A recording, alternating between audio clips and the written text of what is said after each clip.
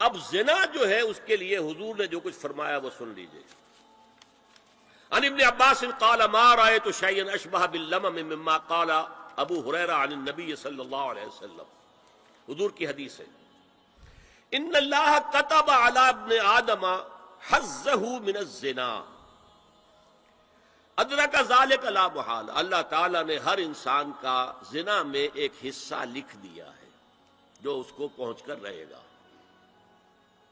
فزنا العین النظر، آنکھوں کا زنا ہے نامحرم عورت کو دیکھنا، یہ بھی زنا ہے. اگر زنا کو روکنا ہے تو یہاں پر بھی قدغن لگے گی.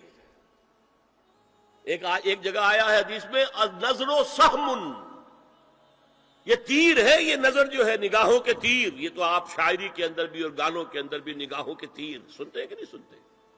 النظر سہم، یہ تیر ہے. وزن اللسان النطق یا منطق، زبان کا زنا ہے کسی عورت سے گفتگو کر کے چٹخارے لینا.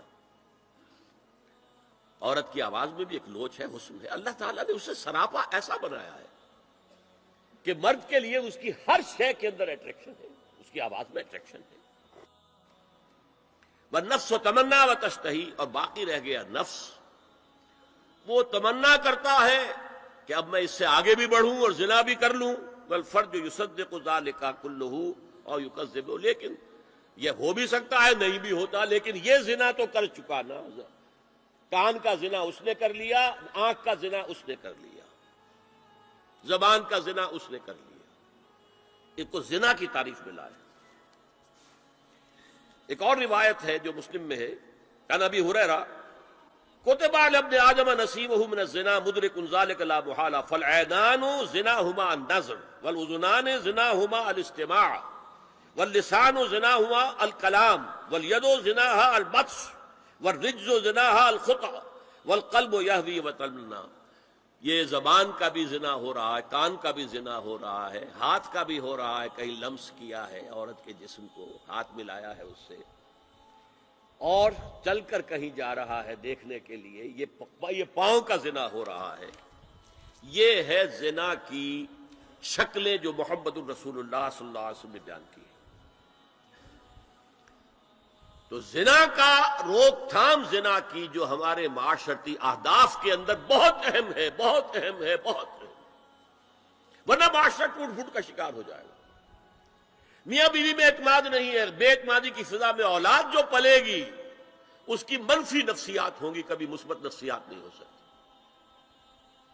والدین میں محبت ہے، آپس میں اعتماد ہے، ایک دوسرے پر اعتماد ہے، ایک دوسرے کا لحاظ ہے، ایک دوسرے کی دلجوئی ہے، ایک دوسرے کی مدد ہے. یہ ساری چیزیں جو ہے وہ ایک فضا پیدا کرتی ہیں گھر کے اندر. وہ ایک نارمل، ایک صحت مند فضا جس میں کہ نئی نسل پروان چڑھے گی تو وہ ایک پازیٹیو اور مثبت نفسیات لے کر پیدا ہو. اچھا، اور دیکھیے اس میں کیا کیا کچھ حضور کی طرف سے آئے ہیں. حضرت جابر ابن عبداللہ فرماتے ہیں من کان یؤمن باللہ والیوم الآخر فلا یخلون بامرأۃ لیس معها ذو محرم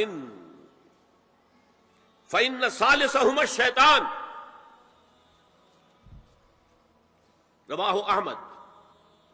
دیکھو، جو شخص بھی اللہ پر اور یوم آخر پر ایمان رکھتا ہو وہ کبھی کسی اجنبی عورت کے ساتھ خلوت میں نہ رہے، ملاقات نہ کرے جس کے ساتھ کہ اس کا کوئی محرم شامل نہ ہو. کوئی عورت آئی ہے آپ سے مسئلہ پوچھنے کے لیے، اس کا باپ، اس کا بیٹا، اس کا بھائی، اس کا شوہر ساتھ ہونا چاہیے، اکیلے نہیں. اس لیے کہ ثالثہما الشیطان. جہاں یہ ایک مرد اور ایک عورت جو ایک دوسرے کے لیے نامحرم ہے، جب ملیں گے تیسرا وہاں شیطان موجود ہوگا. اسی طرح حضرت ابن عباس کی روایت ہے لا یخلون رجل بامرأۃ الا ومعها ذو محرم ولا تسافر المرأة الا مع ذی محرم. کوئی مرد کسی عورت کے ساتھ خلوت میں نہ ہو، اکیلے نہ ہو، مگر یہ کہ اس عورت کے ساتھ اس کا محرم موجود ہے. اور کوئی عورت سفر نہ کرے جب تک کہ اس کے ساتھ محرم موجود نہ ہو.